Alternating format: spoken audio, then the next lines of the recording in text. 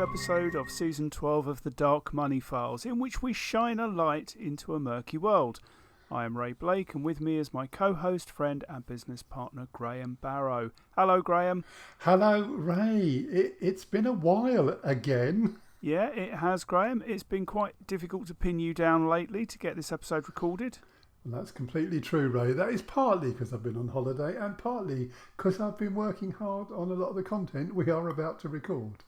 Ah, right, okay. Now, let me stop you there, because before we talk about that, we need to remind our listeners that this podcast comes to you by virtue of the continued support we receive from our sister company, Risk Alert 247. Yes, it does, and this episode is supported by Risk Alert in more ways than that. As we're going to see, it plays an integral role in this story. Ray, one of the most important jobs you do at the moment is to prepare a monthly intelligence report for all of our Risk Alert subscribers. Given that this story actually begins with our ability to, we call it, scan the horizon in respect of potentially suspicious networks, do you want to talk a little bit about what your work doing that entails? Yes, one of the things we do is constant real-time monitoring of new company formations. We run a plethora of algorithms designed to detect stuff within this activity that might be indicative of organised criminal groups. And if I may jump in, Ray, I love that word plethora. It's just a great word. Did you know that it originally meant having an excess of bodily fluid, and it's only relatively recently come to mean kind of a large amount or excess of something? So I do now, Graham, and I really think we should try and return it to its original meaning, which would have so many uses in day-to-day life. But let's try and get back onto our original train of thought, shall we? These algorithms are extremely successful in detecting those signals, and I suspect most people would be astonished by the sheer volume of different networks we report on each month. That would be other than our subscribers, Ray, who now regularly receive your 50-page reports. For which I can only apologise. I think so too. Backed up with the underpinning data as well, advising them on these emerging networks and allowing them to guard against onboarding them before they become an issue, or worse still, cost them money. And of course, there are lots of different methods we employ to detect these networks. One of which is when someone starts two or more companies in quick succession at completely different addresses. Yeah, and it was just such an event 3 years ago which forms the genesis of our story. And which generated one of the more memorable LinkedIn posts you've made, if we go back a little way. Well, it does. Just so to explain in a bit more detail, in the space of 4 days in June 2022, a Hungarian national called Roland Celia incorporated two companies. One was called Roland Celia Limited and was registered to an address in Southall in West London and set up for the purposes of buying, selling and letting real estate. All of that sounds fairly reasonable, Graham, and that would have been that, but for the fact that 4 days later, on the other side of London, in East 12, he set up a company called Sroland Trade Limited as a general wholesale trade company. Which caused us to look a bit deeper, including checking both of those premises on Street View. Which was when we discovered that one of the properties, which became home to one of his companies, had no fewer than 8 padlocks on its front door. Yes. Now, this was a year before the company was registered there. And soon after the registration took place, Google Street View shows us that all the padlocks had gone and there were signs it had been tidied up a bit. All of this caused us to put Mr. Celia on a background watch list, and sure enough, his name cropped up twice more in July. Firstly, when he incorporated SRW Security Services Limited to the same address in East 12 as Sroland Trade, but this one was an employment agency and private security services company. Well, that's an interesting combination, isn't it? Well, it is, yeah.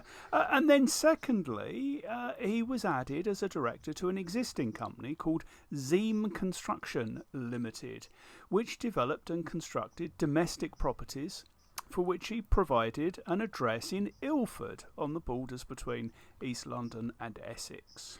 Well, he is a well-travelled man, Ray. A Renaissance man, Graham, multi-talented as well, it would seem. It would, and that was it for the best part of 3 years before the story resumes earlier this year with a confidential report given to a BBC investigative journalist called Sue Mitchell, alleging that a group of Hungarians were forging people's wills and stealing their estates from under the noses of the rightful beneficiaries. Now, a couple of things there, Graham. That's a heck of a claim, and one which I think we need to explain in detail in order for our listeners to understand how that could happen. And then secondly, what's it got to do with these companies? Yes, and while I'm sure this isn't really necessary before we start this conversation, can we please ask you listeners not to try doing what we're about to explain for yourselves at home? Well, not if you want to be at ease with your conscience for the rest of your life, anyway. Yes. So to begin with, Ray, we need to talk about the UK Bona Vacantia list, and for that, it's over to you. I am, of course, as you know, our wills and inheritance correspondent, Graham. You are. Now, bona vacantia, of course, is Latin, as we all know, for vacant goods.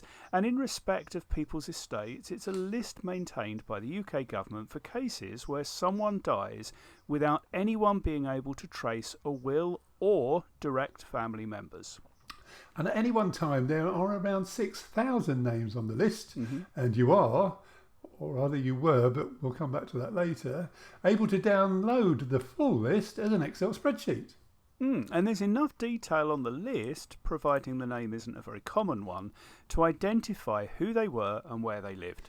Exactly, and what this gang was doing was picking recent deaths in wealthy areas where they could be certain of identifying exactly that, who they are and where they lived. And then they would check on the UK Land Registry to see if the property that they lived at was unencumbered, by which I mean there were no outstanding mortgages or loans secured against it. And it also has the additional advantage, when you go to the Land Registry, of allowing you access to original deeds which contain the signatures of the relevant parties.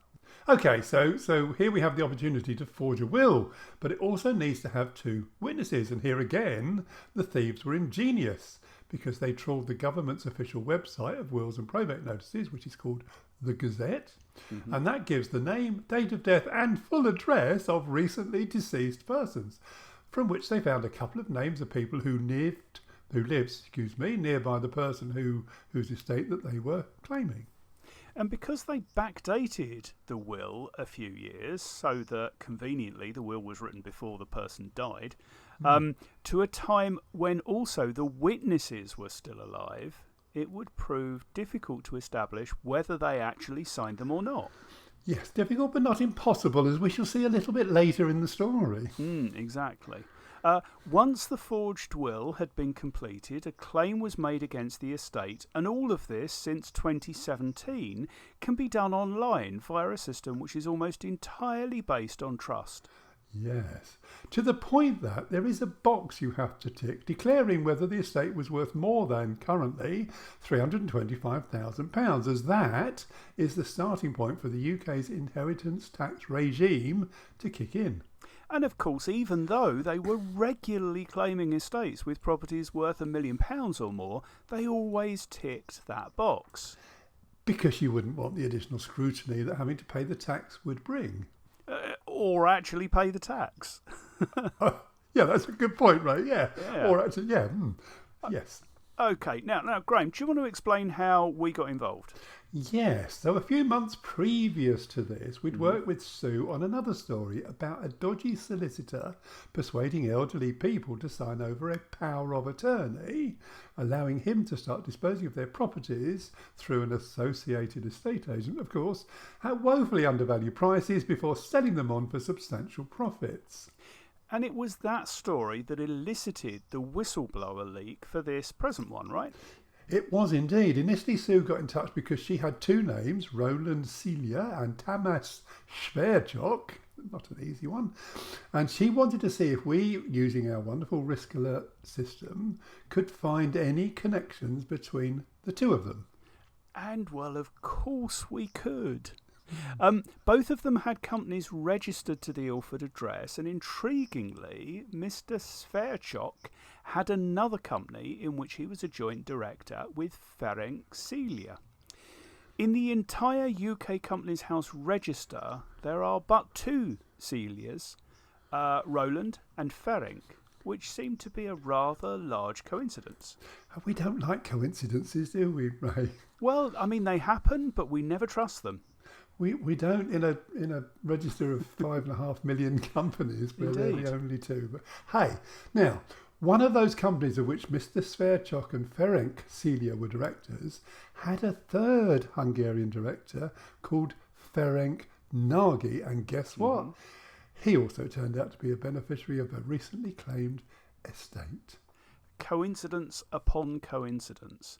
Now, when we reported this back to Sue, she asked if we'd continue mining her information for more potential suspects. And that, of course, we agreed to do.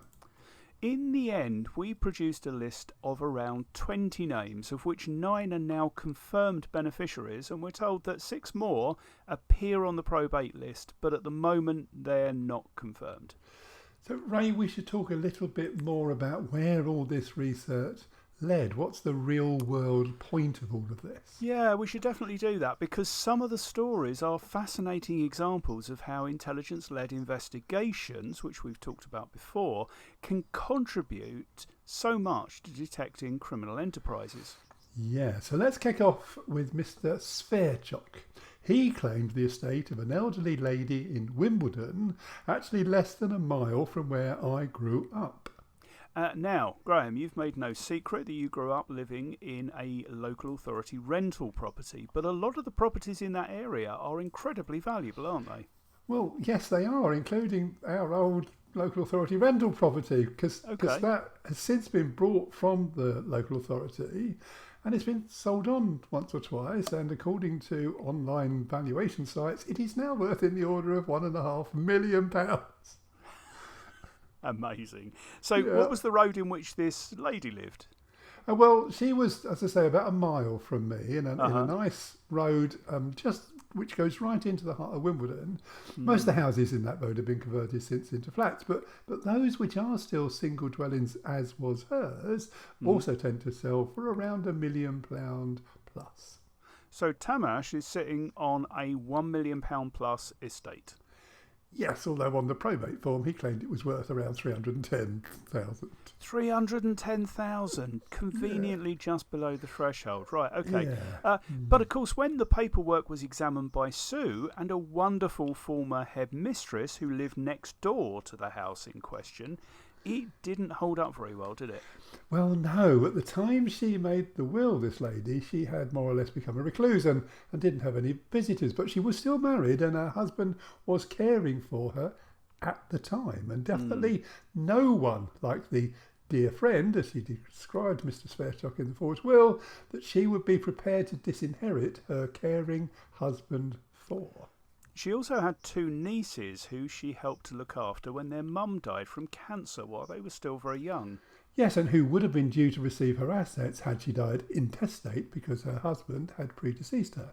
And then the former headmistress did a bit of sleuthing of her own and discovered that the address provided by Mr. Sverchok had been a block of flats which were built in 2021.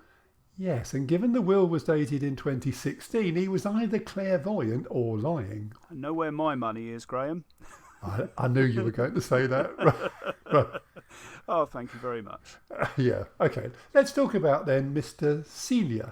It turns out the estate he claimed belonged to the gentleman who lived in the house with the 8 padlocks. And as this chap got older, he became a bit eccentric and started adding more and more padlocks to the front door. Neighbours would say that it took him quite a while both leaving and re-entering the house as he locked and unlocked each one in turn, rather like a stage magician's assistant locking Houdini in the tank. Yeah, but in this case it's a bit sad, isn't it? It is. So apparently he died in early 2022. So by the time we see Roland's name on the company registered to his address, Roland had successfully claimed the estate, forced entry, and started to clear out all the effects. Now we know it was sold at auction later in 2022 for around £460,000. And yet, Ray, once again, the estate claimed to be below the inheritance tax threshold. And at the time the will was dated, this chap wouldn't let anyone into the house and had pretty much stopped having any sort of human contact other than buying his necessities at the local shops. And we also know, as we alluded to earlier, that at least one will bore the signature of a witness who at the time of signing had advanced Parkinson's disease, was confined to bed, and the only person who ever saw him was his wife. Yeah, that's remarkable. Yeah, and if that wasn't remarkable enough, we know that at least two of the properties which were fraudulently obtained, and you're never going to believe this, were subsequently turned into cannabis farms, including the one in the posh bit of Wimbledon, and that was subject to a raid by a rival machete-wielding gang from East London. But we haven't even finished yet, Graham. In a story still to be broadcast at the time we record this episode, one of the other associated companies appears on the government-approved list. It's called the Register of Licensed Sponsors, which provides immigration visas for skilled workers. And when we say associated, it's a company with a director who is also a director of a company alongside Ferenc Nagy, a known fake beneficiary. So there's nothing to worry about there. Now, Mr. Nagy. Now, his story is also yet to be fully told on the BBC programme, but he's an interesting character, isn't he? In so much as he caused a firm of solicitors to be struck off along with the lawyer who owned the firm, yeah. Now, we're going to have to explain that, aren't we? This was a firm of solicitors based in Hounslow in West London, which is little more than a mile away from where you are at the moment, Graham. A set of coincidences which I have to say is starting to worry me slightly. Well, it's actually starting to worry me too, Ray. Not, I hasten to add, because I've got anything at all to do with all this, but I might just be living in close proximity to those who have. OK, well, stop making any reference to where you're currently living, Graham. From here on in, you could be anywhere, right? I mean, I'm sure you'll be fine. Too late, Ray. I'm sure you'll be fine. And just don't think about it. It's fine. Okay. Anyway, in the judgment by the Solicitors Disciplinary Tribunal, the owner of the now defunct firm was struck off for allowing, quote, the firm's client account to receive and transfer more than £1 million for illegal purposes long after the business had stopped trading. Oops. It also said that he, quotes again, knowingly participated in the receipt and transfer of funds through the client account of BK Solicitors, for it was them, quotes, in circumstances which bore the hallmarks of fraud or other illegality. And then, in a quite remarkable sentence, the judgment explains, quote, another individual, Ferenc Nagy, became a director and was added as a signatory to BK Solicitors' accounts in August 2021. The solicitor himself authorised the dispersal of around £1.1 million from the law firm's client account on Nagy's instructions, according to the judgment. Do you reckon that might have been the proceeds of another property claimed illegally from someone else's estate, Ray? Well, it's certainly possible, isn't it, Graham? Well, I think it is. Now, Ray, at this point, I think we ought to steer people towards Sue's podcast on the BBC, as it goes into far greater detail than we can here. Yeah, absolutely. And she's a thoroughly good egg as well, so let's drive some traffic there. It's called Shadow World, The Grave Robbers, and it's available via the BBC Sounds website and app. And one real-world consequence of the podcast, which has already taken place, is the temporary removal of the Bona Vacantia list from the government website. Which does need to be addressed, because at the moment people who might have a legitimate claim to a relative's estate are being denied the opportunity of making such a claim. Yes, and Ray, what happens eventually to unclaimed estates if they remain unclaimed? Well, all of that money and all of those assets pass to the Crown, Graham. Oh. Yeah. Yeah. Well, what do we do now? Well, after such a roller coaster ride, I'm not quite sure where we're going to go next. Well, look, Ray, there's been revised guidance issued here in the UK in relation to PEPs, which has some potentially unintended consequences. And we know that you are our technical guru. So I think you should have a good look at all of that stuff and then we should talk about it. Oh, all right then. I am contractually obliged to say I'm looking forward to it.